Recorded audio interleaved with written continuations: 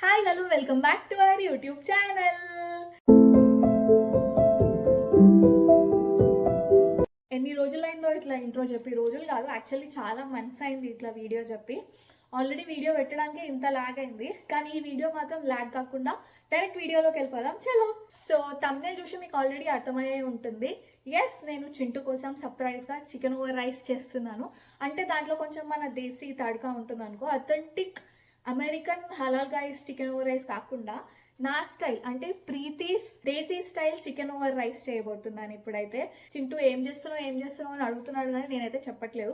అయిన తర్వాత అప్పుడు చింటూకి సర్ప్రైజ్గా రివీల్ చేద్దాం. న్యూయార్క్ దగ్గర దూరం ఏం కాదు, కానీ ట్రాఫిక్లో ఈ వర్షంలో 2.5-3 hours పడుతుంది న్యూయార్క్ వెళ్ళడానికి.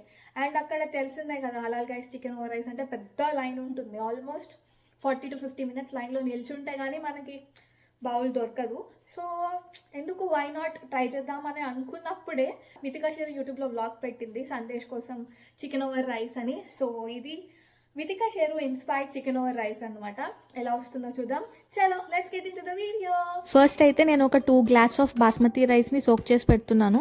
ఒక 30 minutes సోక్ చేస్తే సరిపోతుంది. ఇప్పుడైతే చికెన్ మ్యారినేట్ చేసుకుంటున్నాను. మనం generally chicken curry or chicken ఫ్రైకి ఏమేమైతే వేస్తున్నామో సేమ్ నేను కూడా అవే వేసుకుంటున్నాను.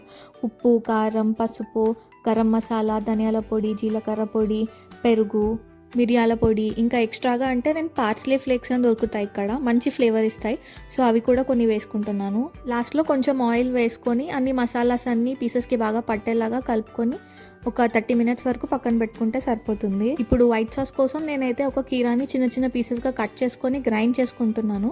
కీరాని ముందుగానే టేస్ట్ చేయండి, ఎందుకంటే కీరా చేదుగా ఉంటే సాస్ కూడా చేదు అయిపోతుంది. సో గ్రైండ్ చేసుకున్నాక కీరా ప్యూరీని ఇంకా వాటర్ని సపరేట్ చేయడానికి నేనైతే స్ట్రెయిన్ చేసుకుంటున్నాను. ఎందుకంటే మనం సాస్ తయారు చేస్తున్నాం కాబట్టి వాటర్ ఉండకుండా సాస్ కన్సిస్టెన్సీ రావాలంటే జస్ట్ ప్యూరీ మాత్రమే కావాలి. ఇక్కడ చూస్తున్నారు కదా, ప్యూరీ ఇంకా వాటర్ అయితే స్ట్రెయిన్ చేసుకొని సపరేట్ చేసుకున్నాను.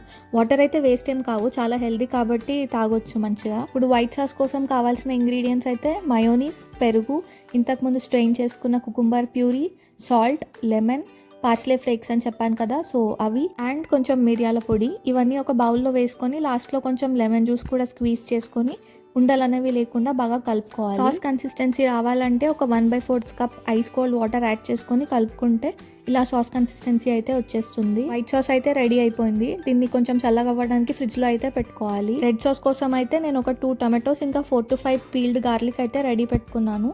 ఇప్పుడు ఇంగ్రీడియంట్స్ అయితే చూసేద్దాం. చిల్లీ ఫ్లేక్స్, సాల్ట్, ఇంకా కొరియాండర్ పౌడర్, ఇవన్నీ మిక్సీ జార్లో వేసుకొని లాస్ట్లో కొంచెం ఆయిల్ వేసుకొని ఫైన్ పేస్ట్లా అయితే గ్రైండ్ చేసుకుంటున్నాను. చూస్తున్నారు కదా, సాస్ కన్సిస్టెన్సీలో మన రెడ్ సాస్ కూడా రెడీ అయిపోయింది. ఇప్పుడు ఫ్లేవర్డ్ రైస్ కోసం స్టవ్ మీద కడాయి పెట్టి కొంచెం ఆయిల్ వేసుకొని ఫ్లేవర్ కోసం 4 to 5 లవంగం వేసుకుంటున్నాను. నేనైతే ఇప్పుడు ఒక 2 onions అయితే కట్ చేసుకొని వేసుకుంటున్నాను. కొంచెం గోల్డెన్ బ్రౌన్ కలర్ వచ్చాక జింజర్ గార్లిక్ పేస్ట్ కూడా వేసుకొని పచ్చివాసన పోయేంత వరకు ఫ్రై చేసుకుంటున్నాను.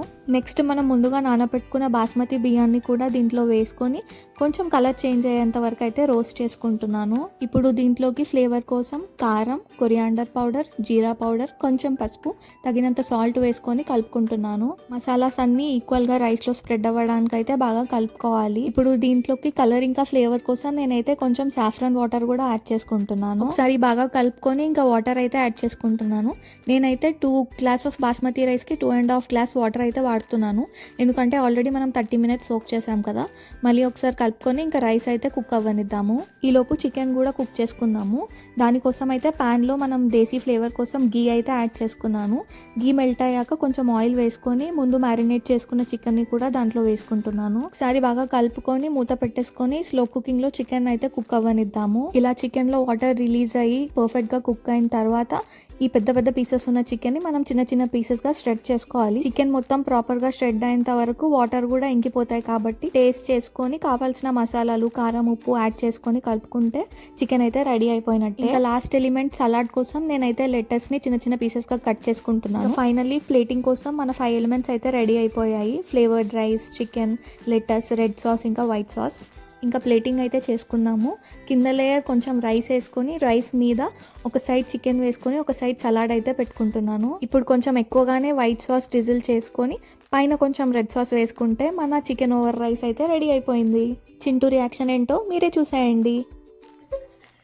1, 2, 3 I made you desi style of halal rice chicken or rice for you.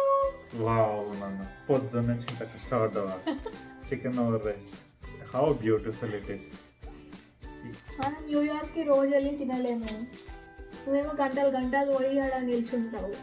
ఏదో కొంచెం దేశీ తడకా ఇచ్చి చేసిన. So I hope you like it. Tasting time.